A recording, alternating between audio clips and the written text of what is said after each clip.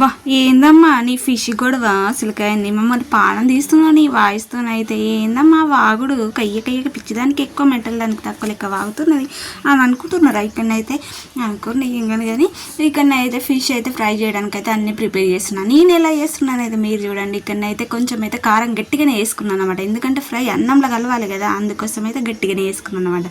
కారము ఉప్పు కొంచెం పసుపు అల్లం ఎల్లిగడ్డ పేస్ట్ కొంచెము నిమ్మరసము అంటే 2 నిమ్మకాయలు అయితే విన్నాను అనమాట, ఎందుకంటే కొంచెం పుల్ల పుల్లగా ఉంటే బాగుంటుంది కదా. అందులోనైతే కొంచెం కార్న్ఫ్లోర్ వేయాలి, కార్న్ఫ్లోర్ వేసినాక కొంచెం నూనె కూడా వేయాలి. పోసినాకనైతే ఒక హాఫ్ కప్ చిన్న కప్ ఉంటుంది కదా, దాంట్లో హాఫ్ కప్ అయితే వాటర్ పోసుకోవాలి. పోసుకుని అయితే వాటికి మంచిగా మసాజ్లకి వేయాలన్నమాట. చేసినాకనైతే ఇప్పుడైతే ఫ్రిడ్జ్లో అయితే పెట్టుకున్నాం ఒక 2 గంటలు అయితే. ఇక మనకి ఎప్పుడు తినబుద్ధి అయితే అప్పుడైతే ఇట్లనైతే నూనెలను అయితే వేపుకోవాలన్నమాట. ఇక పిల్లలు అయితే నైట్ తినబెడదామని అయితే ఇప్పుడైతే వేపుతారనమాట. ఇక మీదే అని మళ్ళీ ఫ్రిడ్జ్లో పెట్టేసినాం, మళ్ళీ వాళ్ళే తింటారనమాట.